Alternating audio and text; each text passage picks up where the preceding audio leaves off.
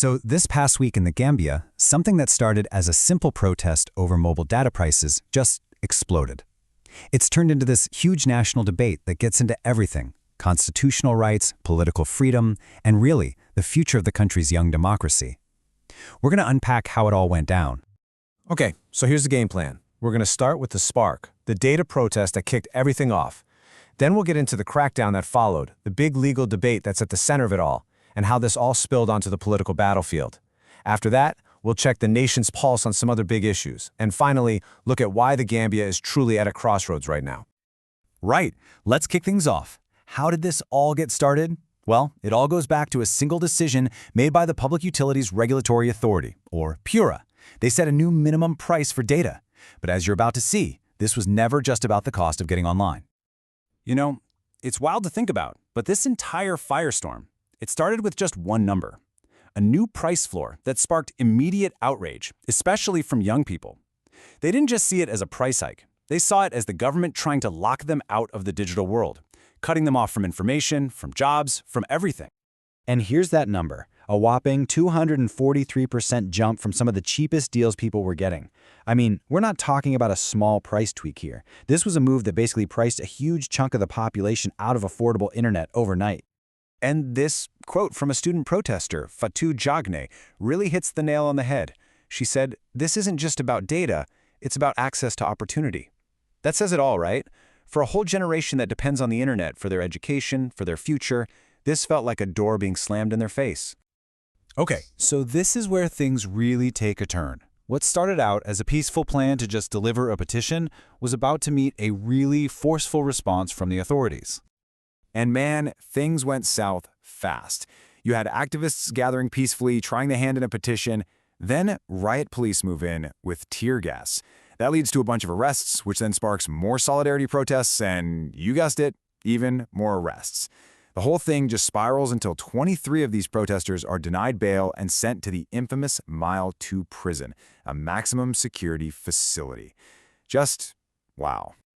Well, as you can imagine, the reaction was swift and fierce. The opposition United Democratic Party didn't hold back at all, calling it a betrayal of democracy, a betrayal of the youth, and a betrayal of everything Gambians fought for back in 2016. But of course, there's another side to this.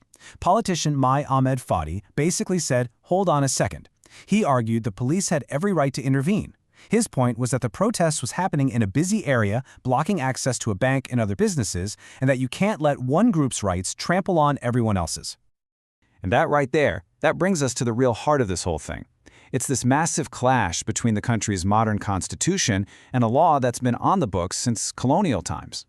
So here's the fundamental problem, right? You've got the Public Order Act, a holdover from the colonial era, that says you need a police permit to hold a protest. But then you have the country's own 1997 Constitution, which flat out guarantees freedom of assembly as a fundamental right.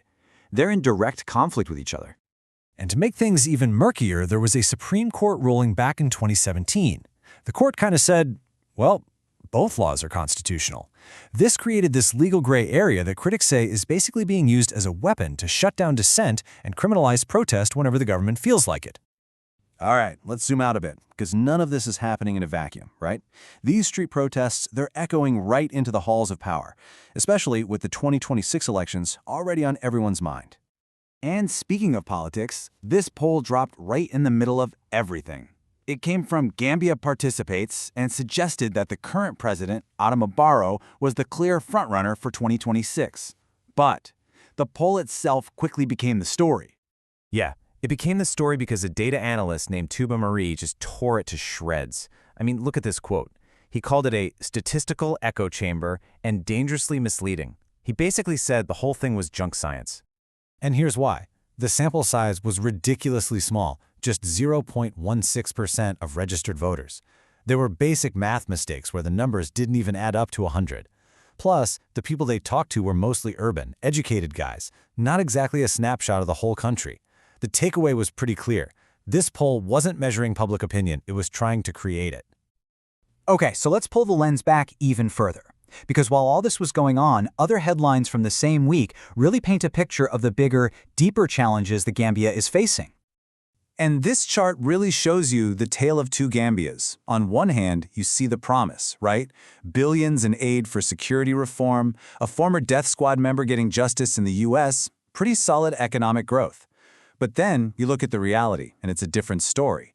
A report says not a single new security law has actually been passed. Victims' families are saying justice is asleep at home, and the World Bank is waving this huge red flag about public debt being an Achilles heel. So when you weave all these threads together, the protests, the politics, the stalled reforms, you realize the Gambia is standing at a major crossroads. This feels like a real test for its young democracy. And in the midst of all this, a really powerful voice chimed in. Baba Jallow, who used to head the country's important Truth and Reconciliation Commission, wrote an open letter directly to President Barrow. He basically urged him to do the right thing, release the protesters, and show courageous leadership, not repression. Now, the government did finally respond. They announced they are forming a committee to review the very data prices that started this whole mess. But for a lot of people, this felt like an empty gesture. I mean, how can he talk about a review when the very kids who raised the alarm are still sitting in a maximum security prison? And that's where we are. It leaves the Gambia with this massive, fundamental choice. After a week that shook its democratic core, which path will it take? Will it build on the freedoms won just a few years ago, or will it slide back into the old ways of doing things? Honestly, the whole world is watching to see what happens next. So this whole explainer was put together by looking at reporting from a bunch of great Gambian news outlets. You can see them all listed here.